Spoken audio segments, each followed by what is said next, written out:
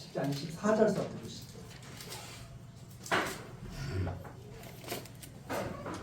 그 이튿날에 이스라엘 자손이 베냐민 자손을 치러 나아가매 베냐민도 그 이튿날에 기브아에서 그들을 치러 나서 다시 이스라엘 자손 1만 8천을 땅에 엎드려뜨렸으니 다 칼을 빼는 자이더라. 이에 온 이스라엘 자손 모든 백성이 올라가서 베델에 이르러 울며 거기서 여호와 앞에 앉고 그 날이 저물도록 금식하고 번제와 화목제를 여호와 앞에 드리고 여호와께 물으니라. 그때에는 하나님의 언약궤가 거기 있고 아론의 손자 엘르아살의 아들 비느하스가 그 앞에 모셨더라. 이스라엘 자손이 묻자오되 내가 다시 나가 나의 형제 베냐민 자손과 싸우리이까 말리이까. 여호와께서 가라사대 올라가라. 내일은 내가 그를 내 손에 붙이리라.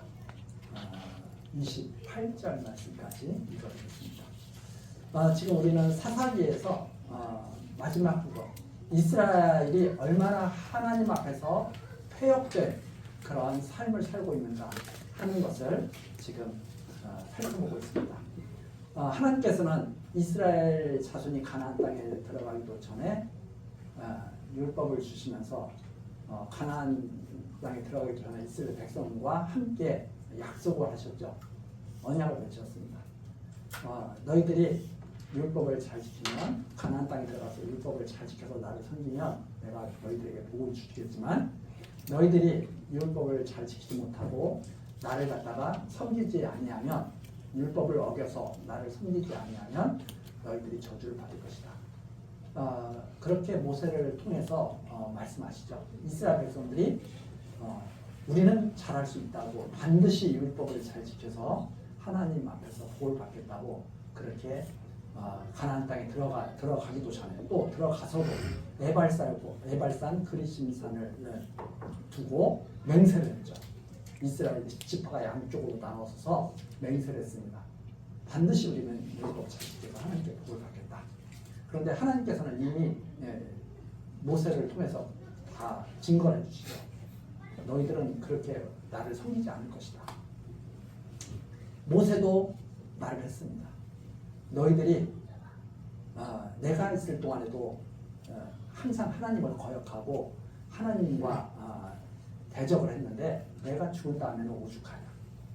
또 가나안 땅을 정복하는 데 앞장섰던 여호수아도 역시 똑같은 증거를 하죠. 너희들이 하나님을 섬기지 못해서 하나님께 저주를 받고 이 땅에서 쫓겨날 것이다. 그리고 여호수아도 모세도 죽고 여호수아도 죽고 또 하나님을 알던 장로들이 다 죽은 후가 바로 이 사사시대죠. 이 사사시대에 이스라엘 백성들은 끊임없이 하나님을 대항하고 반역합니다. 그 마지막 결론적인 내용이 바로 사사기 17장부터 21장까지 아주 잘 이렇게 증거가 되어 있는 거죠. 그래서 우리가 지금 17장에서는 미가의 폐역, 하나님을 섬긴다고 하면서 레위 사람, 나중에 밝히죠. 그 18장 30절 나오죠. 모세의 손자를 제사장으로 세웠던 이 미가, 그리고 또 그 모세의 손자를 제사장으로 세웠던 단지파, 이들의 그 악한 마음을 다 드러내시죠. 그래서 30절 18장 사사기 18장 30절에 보면 단자손이 자기를 위하여 그 새긴 신상을 세웠고, 자기를 위해서 신앙생활을 하는 거죠. 자기를 위하여 그 새긴 신상을 세웠고, 모세의 손자 게르손의 아들 요나단. 그렇죠? 자, 그러면 모세의 손자 게르손의 아들 요나단, 모세가 율법을 하나님에게 받아서 백성에게 선포했지 않습니까? 그러면 얼마 되지도 않은 거죠. 그 짧은 시간에 이스라엘이 다 이렇게 망가진 거죠. 그래서 사람이 망가지는 것은 순식간입니다. 망가진 것을 회복하는 것은 시간이 참 많이 걸리죠. 상처가 없어지지 않습니다. 상처가 한 번 나면 그 상처가 회복되기에는 많은 시간이 걸리죠. 그렇지만 상처가 나는 것은 순간적이죠. 이스라엘 백성들이 모세의 손자 요나단 그리고 그 자손을 단지 발치사장으로 탔습니다. 모세는 형 아론의 자손만이 제사장으로 세운 것이 하나님의 뜻이라고 밝혀졌음에도 불구하고 다른 사람도 아니고 모세의 손자가 이렇게 망가져요. 참 우리가 생각할 때는 이해하기 어렵죠. 어떻게 모세의 손자가 돼? 이스라엘 백성이 급격하게 하나님과 떠난 모습을 지금 보여주는 겁니다. 그런데 이 미가 사건 때도 그렇고 이 지금 기브아에서 그 일어났던 그 패역한 그 사건, 베냐민 지파의 이 사건의 그 근저에는 항상 누가 있느냐? 레이서가 있어요. 하나님을 이스라엘 백성을 대표해서 하나님을 숨기는 그 레인이 연관되어 있죠.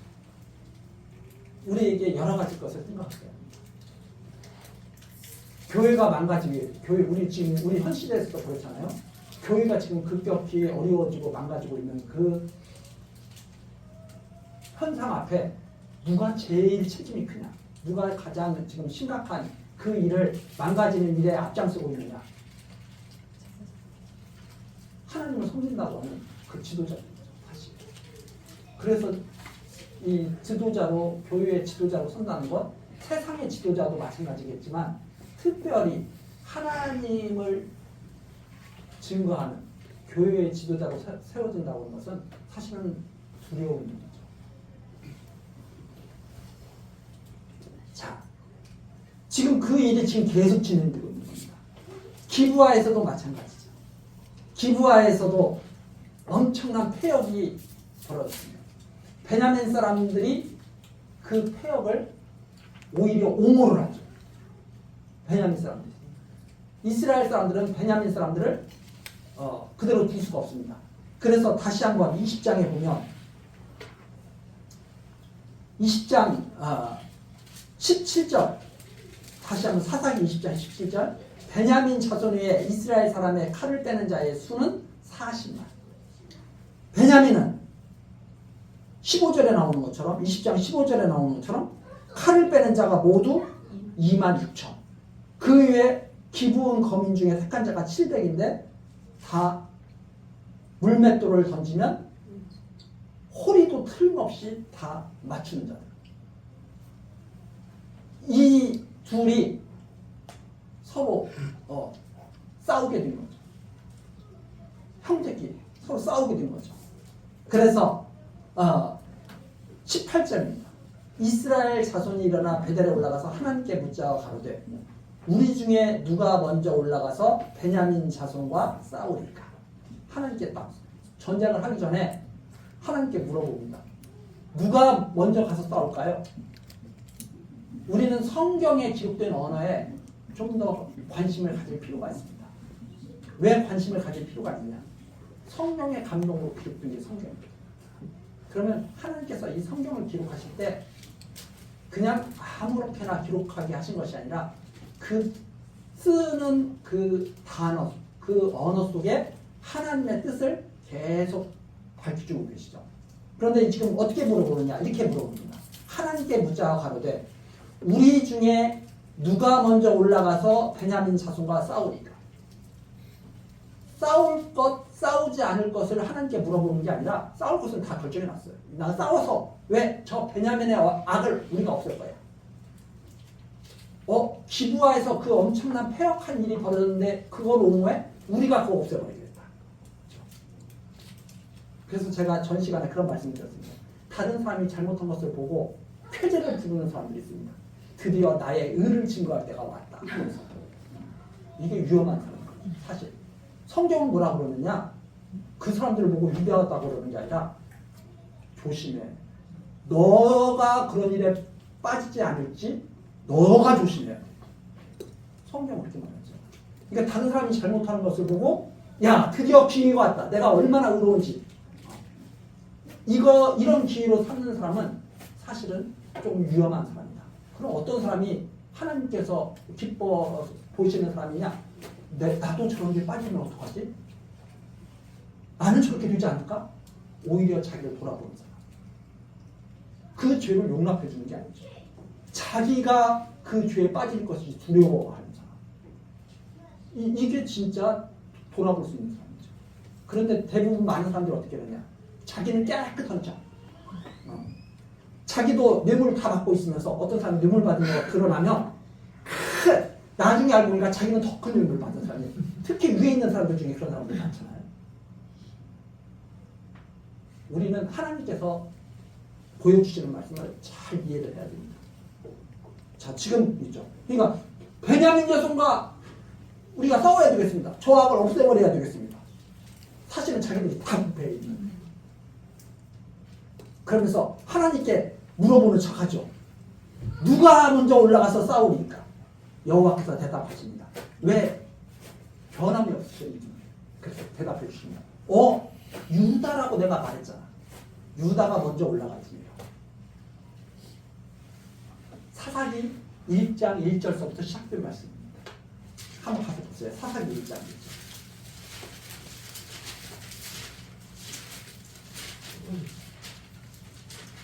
여호수아가 죽었잖아요. 여호수아가 죽은 후에 이스라엘 자손이 여호와께 묻자고 가로되 우리 중 누가 먼저 올라가서 가나안 사람과 싸우리이까? 여호와께서 가라사대 유다가 올라갈지라. 하나님께서는 변함이 없으시고 가나안 땅을 행진할 때도 유다 진기를 맨 앞에 쓰고 유다에게 왕의 홀이 날 것을 항상 말씀하셨죠. 하나님, 우리 싸워야 되겠습니다. 누가 앞장서는 것이 가장 마땅합니까? 유다가 앞장서는 것이 가장 마땅합니다. 변함없으십니다.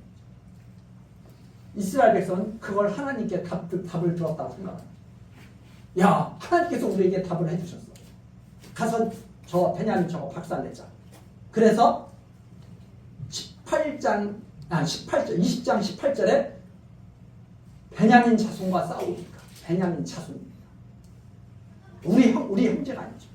저 베냐민과 누가 싸울까요? 그러다가 베냐민에게 대패를 하고 맙니다. 이스라엘 자손이 23절, 그래서 20장 23절로 다시 내려가죠. 다 베냐민 자손에게 오히려 대패를 하고 나서 여호와께 앞에서 저물들어 울며 또 물어보죠. 여호와께 묻자 가로되 내가 다시 나아가서 조금 하나님의 말씀을 생각한 듯한 말씀으로 변하게 되죠. 나의 형제 베냐민 자손과 싸우리까? 아이고, 베냐민도 우리의 형제인데 우리가 형제와 싸워야 되겠습니까? 그렇죠? 아주 이 미묘한 말 사이에서 우리들이 이 변해가는 이스라엘 모습과 하나님의 변함없으신 뜻, 이것을 우리들이 잘 이렇게 이해를 해나가야 되죠. 형제인데 우리가 싸워야겠습니까? 하나님께서 올라가서 치라.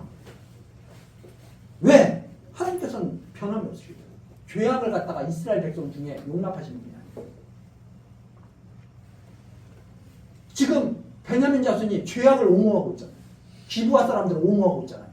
그 엄청난 그 폐역한 일을 저지른 사람들. 당연히 그거 없애버려야 되죠.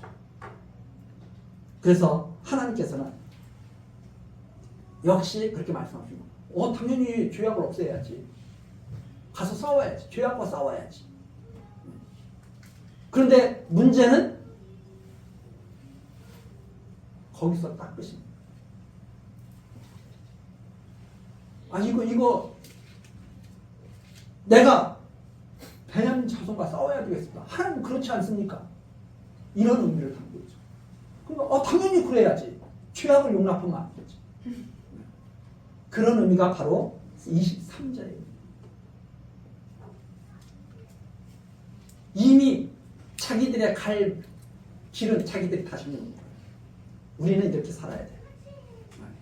그러니까 우리들도 마찬가지잖아요. 우리들도 우리는 삶 속에서 이렇게 보면 길을 다 정해놨어요. 나는 이렇게 살 거야. 예를 들어서 나는 결혼 않고 살 거야. 나는 결혼하고 살 거야. 나는 자식 낳지 않고 살 거야. 나는 자식 낳고 살 거야. 다 정해놨어요. 그리고 하나님 이해하시죠? 무슨 뜻인지 아시죠? 이렇게 다 이런 마음을 가지고 살아가죠. 내가 지금 이렇게 살고 있는데 내가 이렇게 살 수밖에 없는 이유를 아시죠? 도와주실 거죠?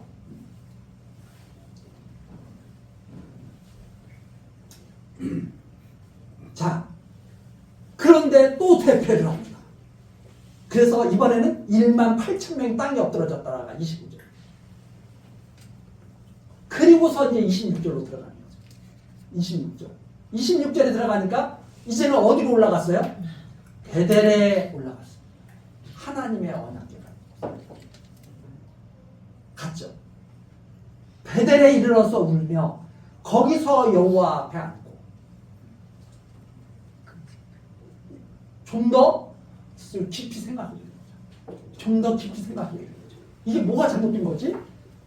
아니 하나님께서 유다 앞세우라고 해서 앞세웠고 하나님께서 싸우라고 해서 싸웠는데 대패. 이게 뭐가 잘못된 거지? 더 생각합니다. 그래서 결국은 베델에 올라. 거기서 울며 거기서 여호와 앞에 앉고 그날이 저물도록 이번에는 금식하라. 그렇죠? 조금씩 달라지죠? 번제와 화목제를 여호와 앞에 드리라. 앞에서는 기고만장했던 이스라엘이 점점 지금 어떻게 되고 있어요? 점점 낮아지고 있어요. 자, 그러면서 27절 여호와께 부르니라.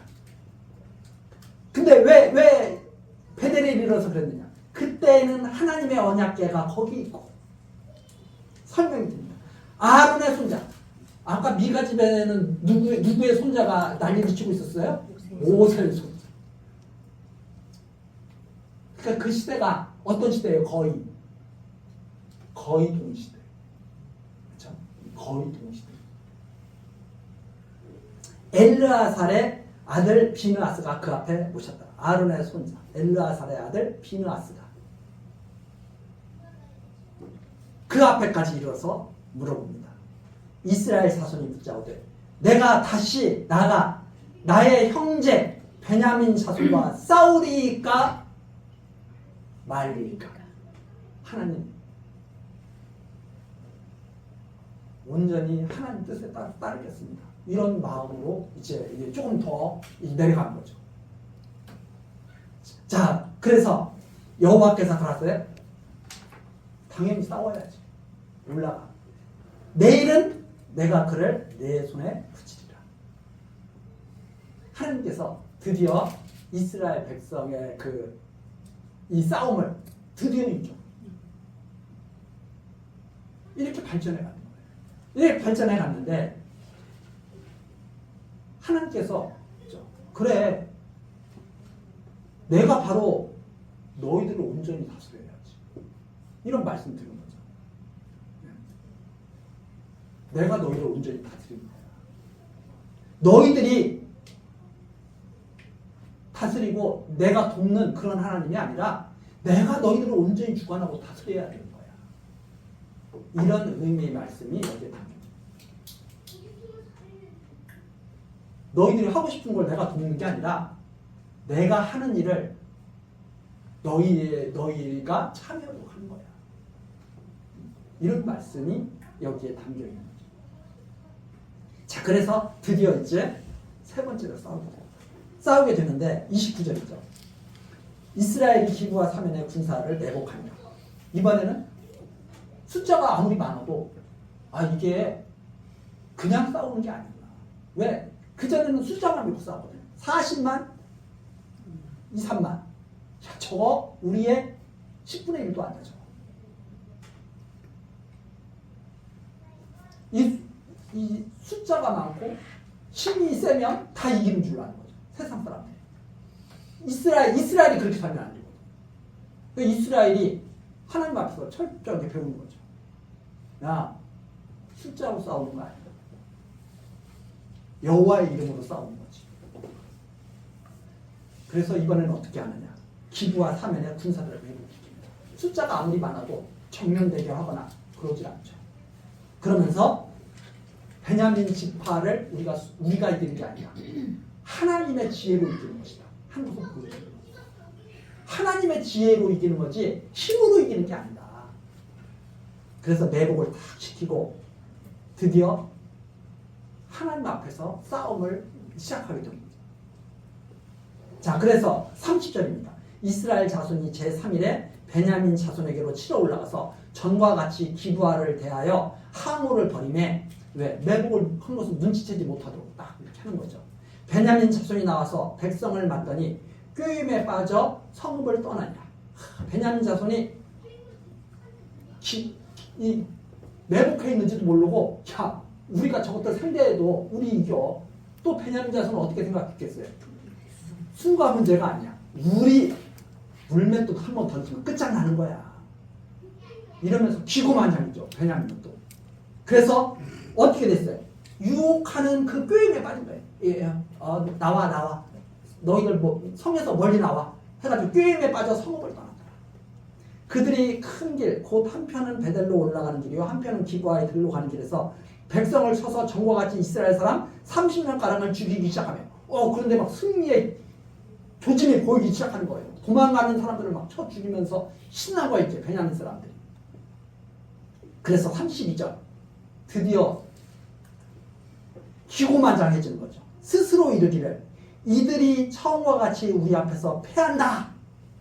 야, 우리가 역시 승리야. 이렇게 하지만 이스라엘 자손은 이르기를 우리가 도망하여 그들을 성읍에서 큰 길로 꿰어내자. 이스라엘 자손은 그렇게 꿰어내는 거예요. 유혹하는 거예요. 33절입니다. 이스라엘 사람이 모두 그 처소에서 일어나서 바알 다말에 항우를 벌이고 그 복병은 그 처소 곧 기브아 초장에서 쏟아져 나왔더라. 온 이스라엘 사람 중에 택한 사람 1만이 기브아에 이르러 치매 싸움이 심히 맹렬하나 베냐민 사람은 화가 자기에게 미친 줄을 알지 못하였더라. 자기들이 이길 줄 아는 거죠. 베냐민 사람들. 왜? 치열하게 싸우고 이 정도 우리가 또 막을 수 있어. 매복해? 그 정도 우리 해낼 수 있어. 그렇게 이제 생각한 거죠. 자, 그런데 35절입니다. 여호와께서 이스라엘 앞에서 베냐민을 쳐서 파괴하십니다. 근데 하나님의 역사가 다 하나님의 그 손이 탁 나타나는 거죠. 베냐민은 자기들이 이길 줄 알았어요. 그런데 여호와께서 파괴하신 거죠. 당일에 이스라엘 자손이 베냐민 사람 25,100을 죽였으니 다 칼을 빼는 자였다. 앞에 26,000 얼마 있잖아요. 근데 25,000명을 죽여버린 거예요. 한 1,000몇 명이 남은 거예요. 그게 다 멸해 보신 거죠. 36절. 이에 베냐민 자손이 자기가 패한 것을 깨달았으니 그때서야 베냐민 자손이 우리가 끝난 거구나 깨달았으니 이는 이스라엘 사람이 기브아에 매복한 군사를 믿고 잠깐 베냐민 사람 앞을 피하며 복병이 급히 나와 기브아에 돌입하고 나아가며 칼날로 온 성읍을 쳤습니다. 처음에 이스라엘 사람과 복병 사이에 상약하기를 성읍에서 큰 연기가 치미는 것으로 군호를 삼자 하고 이스라엘 사람은 싸우다가 물러가고 베냐민 사람은 이스라엘 사람 30명가량을 쳐 죽이기 시작하며 이르기를 이들이 정녕 처음 싸움같이 우리에게 패한다 하다가 연기의 구름이 기둥같이 성읍 가운데서 일어날 때 베냐민 사람이 돌아보매 온 성읍의 연기가 하늘에 닿았고 성읍은 이미 다 점령되었습니다. 이스라엘 사람은 돌이킴지라 베냐민 사람이 화가 자기에게 미친 것을 보고 심히 놀라 이스라엘 사람 앞에서 몸을 돌이켜 광야길로 행하였으나 군사가 급히 추격하며 각 성읍에서 나온 자가 그 가운데서 진멸하니라. 그들이 베냐민 사람을 애워쌌더니 기브아 동편까지 쫓으며 그 쉬는 곳을 짓밟으며 자, 안전한 곳이라고 생각해서 튀는 거죠. 근데 그곳을 또 습격해서 짓밟아 버리는 거죠. 베냐민 중에서 엎드러진 자가 1만 8천이 다 용사들. 그들이 몸을 돌이켜 광야로 도망하여 림몬 바위에 이르는 큰 길에서 이스라엘이 또 5천 명을 이삭 죽듯하고 또 급히 따라 지돔에 이르러 또 2천 명을 죽였으니 이날에 베냐민의 칼을 빼는 자에 엎드러진 것이 모두 2만 5천이니 다 용사더라. 베냐민 600명이 돌이켜 광야에 도망하여 림몬 바위에 이르러 거기서 넉 달을 지내었더라. 즉 살아남은 사람들이 600명. 기분 베냐민 다 죽고 베냐민 사람들이 다 죽고 600명이 살아남은 거예요. 그래가지고 넉 달을 지냈다. 넉 달을 지냈다는 것은 넉 달을 거기서 버텨냈다는 거예요. 왜? 이거 다 이제 끝장나게 생긴 거예요. 그래서 림몬 바위에 이르러서 그 요새와 같은 곳에서 넉 달을 갖다가 버텨내고 있는 거예요. 이 600명. 자, 이 싸움이 있습니다. 베냐민은 왜 망했을까요? 베냐민. 왜 유혹당했을까요? 지금 유혹당해서 말이에요. 꾀임에 빠져서 만났잖아요. 꾀임에 빠져서.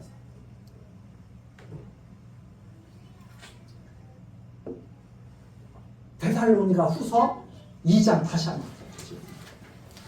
데살로니가 후서 2장 11절 이런 말씀이 있죠. 그러므로 하나님이 유혹을 저의 가운데 역사하게 하사 거짓 것을 믿게 하시고 지금 베냐민이 속았잖아요. 거짓 패하는데 자기들이 승리할 줄 알고 신나게 쫓아가서 큰 일을 거머쥐려고 하죠. 근데 하나님께서는 꾀임에 빠지게 하신 거죠. 12절 왜 그렇게 거짓 것에 자꾸 빠지게 하시느냐. 진리를 믿지 않고 불의를 좋아하는 모든 자로 심판을 받게 하십니다. 베냐민도 그 기브아가 자기 동족이라고 해가지고 자기 지파라고 해가지고 그 엄청난 죄악을 갖다가 자기가 그걸 보호하잖아. 죄악을 보호하잖아. 죄악을. 하나님께서 거짓 것을 믿지 않는 자들은 그냥 거짓 것을 좋아하는 자들은 다 유혹받아요. 그래서 스스로 망하죠. 또 역사하시고 거짓 종교, 거짓 사단의 역사 그런 유혹에 빠지는 것은 하나님의 복음을 좋아하지 않는 사람 다 빠지게 하죠. 죄악을 좋아하는 사람들 다 빠지게 하죠. 다시 돌아와서 사사기 21장 41절 베냐민 사람이 화가 자기에게 미친 것을 보고 심히 놀랐다. 그냥 놀란 게 아니고요. 심히 놀랐어요. 자기들에게 이런 일이 당할 것은 생각지도 않아요. 심히 놀란 거죠. 하나님의 일을 잘 모르면 기고만장하다가 이렇게 심히 놀라서 망하는 경우가 허다한 거죠. 그래서 우리 다시 한번 이번에는 전도서 9장 11절 다시 한번 가서 보시겠습니다. 우리가 이렇게 가끔가다 이렇게 쳐다보는 것은 이 하나님의 말씀 전체를 갖다가 우리가 항상 생각하면서 좀 더 폭넓게 좀 이해해 보려고 하는 그런 마음에서 이렇게 지금 하는 거죠. 전도서 9장 11절입니다. 내가 돌이켜 해 아래서 보니 빠른 경주자라고 선착한 것이 아니며 그렇죠? 유력자라고 전쟁에 승리하는 것이 아니며 지혜자라고 해서 신부를 얻는 것이 아니며 명철자라고 재물을 얻는 것이 아니며 기능자라고 은총을 입는 것이 아니다. 우리가 똑똑해서 잘 먹고 잘 사는 것이 아니다. 뭐 힘이 세가지고 우리가 이 세상에서 지금 살아남는 것이 아니라 이는 솔로몬이 돌아본 거죠. 시기와 우연이 이 모든 자에게 임한 것이다. 빠른 경주자에게도 시기와 우연이 임해요. 그러면 아무리 빠른 사람이라도 꼬꾸라질 때가 있어요. 아무리 지혜자라도 망할 때가 있어요. 그래서 자기가 이 베냐민이 그런 거죠. 우리가 설마 망하겠어? 근데 망한 거죠. 신. 그래서 이 신이라는 말이 어떤 뜻이냐? 이럴 줄은 몰랐는데 이렇게. 그래서 우리들이 하나님을 알수록 이런 말씀으로 자꾸 우리를 가르쳐서 우리로 하여금 겸손하게 하나님께서 이렇게 만들어 가시죠. 그래서 빠른 경주자라고 해서 항상 이기는 건 없습니다. 그러니까 기구만장할 필요가 없는 것이다. 아무리 빠르면 뭐예요? 나이 들어서도 계속 빠를 거예요. 떼두면 쓰러지는 거죠. 그래서 심히 놀랐습니다. 그런데 계속 쫓아가잖아요. 다시 사사기로 돌아가서 지금 600명 남았잖아요. 47점. 지금 넉 달을 버텨내고 있잖아요. 넉 달을. 47점. 20장 47점. 48절 보십시오. 이스라엘 사람이 베냐민 자손에게 돌아와서 자 용사들을 지금 다 처치하고 지금 600명 남아서 지금 숨어서 버티고 있는 거잖아요. 그런데 48절.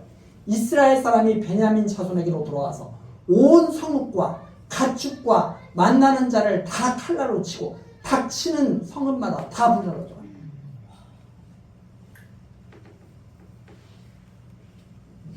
왜 그랬을까요? 마치 이 구절을 읽으면 마치 바벨론이 예루살렘에 와가지고 다 짓밟듯이 불태우고 다 짓밟듯이 그런 모습. 누구에게? 지금 하나님께 뭐라고 했어요? 우리 형제 베냐민 자손과 싸우니까 말릴까 했던 사람들이 승리를 하고 나니까 그 다음에 어떻게 돼버려요? 또 지금 갑자기 또 지금 하자. 그래서 닥치는 대로 죽여버립니다. 닥치는 대로.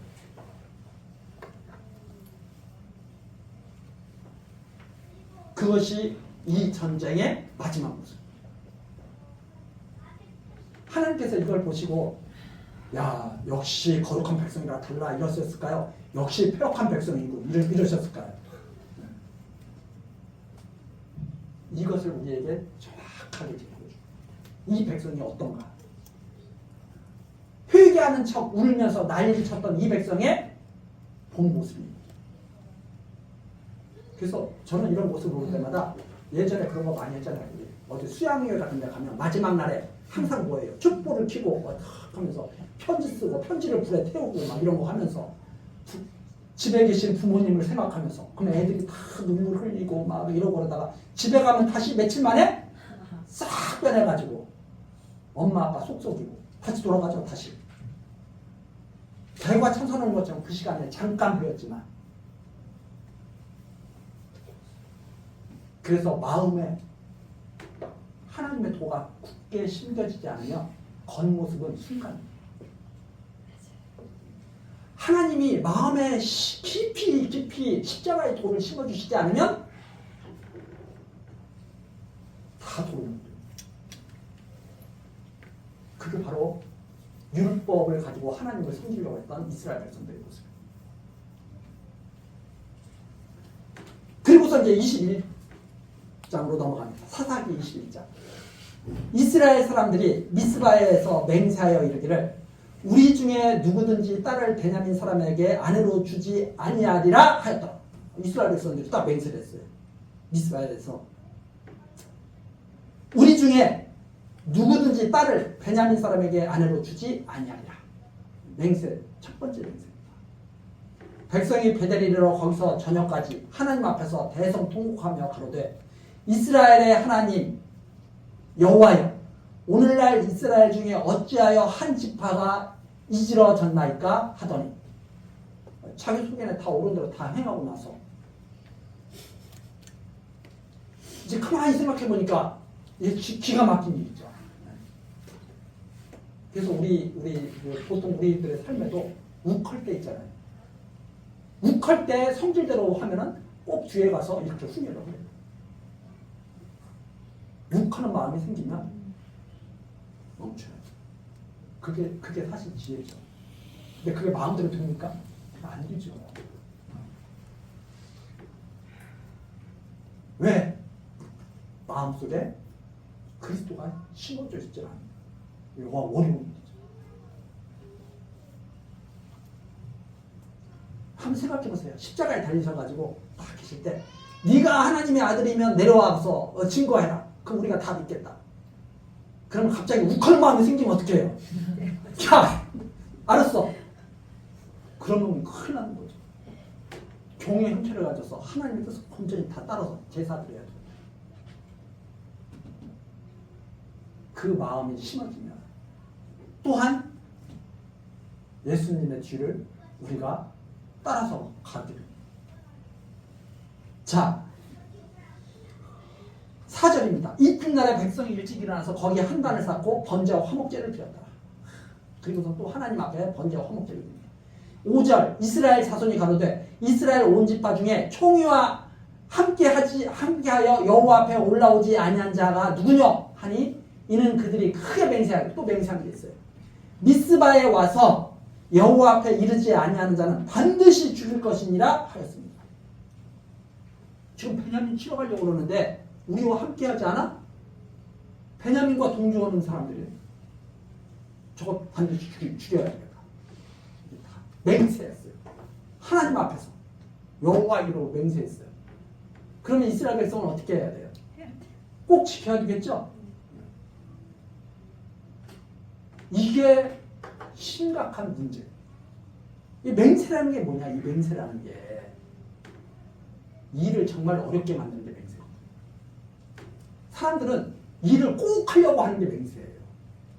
그렇죠? 그런데 이 맹세는 일을 잘 푸는 문제가 아니라 오히려 일을 더 어렵게 만드는 거예요. 왜 그러느냐? 마태복음 가서 이번에 한번 보시겠습니다. 마태복음 5장 여기까지만 하고서 마쳐드립니다. 마태복음 5장 예수님께서 하신 말씀이죠. 33절 모세 율법에 대해서 그 가지고 있는 그 뜻을 갖다가 밝혀주신 내용이잖아요. 또 옛사람에게 말한 바 모세는 이렇게 말했지 않느냐. 헛맹세를 하지 말고 내 맹세한 것을 주께 지키라 하였다는 것을 너희가 들었으나 너희들 하나님 앞에서 헛된 맹세하면 안 되는 거야. 이렇게 가르쳤죠. 그런데 예수님이 이렇게 말씀하십니다. 이게 무슨 말이냐? 나는 너희에게 이르노니. 이 말은 헛된 맹세하지 말라고 하는 말은 너희들은 맹세하지 말라는 뜻이야. 너희는 도무지 맹세하지 말지니 하늘로도 말고 땅으로도 말고 머리로도 말고 도무지 맹세하지 마. 왜? 맹세라는 것은 무엇이냐? 자기의 뜻을 관철시키겠다는 것, 마음을 담고 해야 돼. 잘 생각해보세요. 하나님, 제가 꼭 이렇게 하겠습니다. 그럼 그게 뭐예요? 내 뜻을 관철시키겠습니다. 하나님, 보십시오. 제가 맹세한 대로 이루겠습니다. 그 말은 내가 지금 마음먹은 내 뜻을 꼭 성취하겠습니다. 이런 의미입니다. 맹세라고 하는 거죠. 그 맹세가 헛맹세가 남자들이 제일 많이 하는 헛맹세가 뭐예요? 나와 결혼하면 물 하나 묻히게 해줄게. 자기가 힘들지 않도록 자기를 이 세상에서 가장 행복한 여자로 만들어줄게. 이런 말을 하는 남자는 헛맹세를 하는 남자죠. 그 말을 믿는 여자는 장치 눈이 가려졌던 거죠. 그래서 끼리끼리 만난 거죠. 끼리끼리 만났기 때문에 서로 원망을 하죠. 그렇게 자기 뜻을 관철시키려고 맹세하지 말라는 거예요. 헛맹세하지 말라는 거예요. 예수님께서 그래서 이 맹세가 정말 이 새로운 심각한 문제를 불러일으킵니다. 하나님 앞에서 올바르게 살겠다고 했던 이 맹세가 사실은 문제를 더 꼬이게 만드는 그러한 일이 시작됩니다.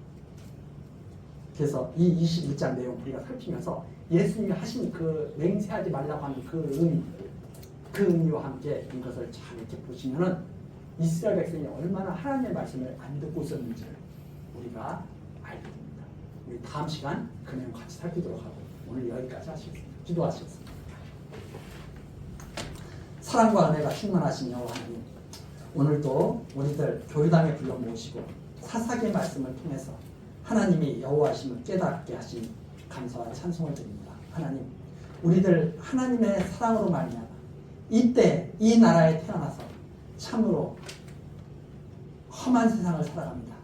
그러나 우리들 하나님의 사랑을 입었으므로 하나님의 말씀을 가지고 이 세상과 싸워나갑니다. 우리를 택하고 부르시고 믿음의 길로 행하도록 말씀에 순종하도록 인도하시오니 하나님, 이 모든 싸움을 마치는 날 하나님 앞에 아름다운 모습으로 서게 하옵소서. 예수 그리스도의 이름으로 기도드리옵나이다. 아멘.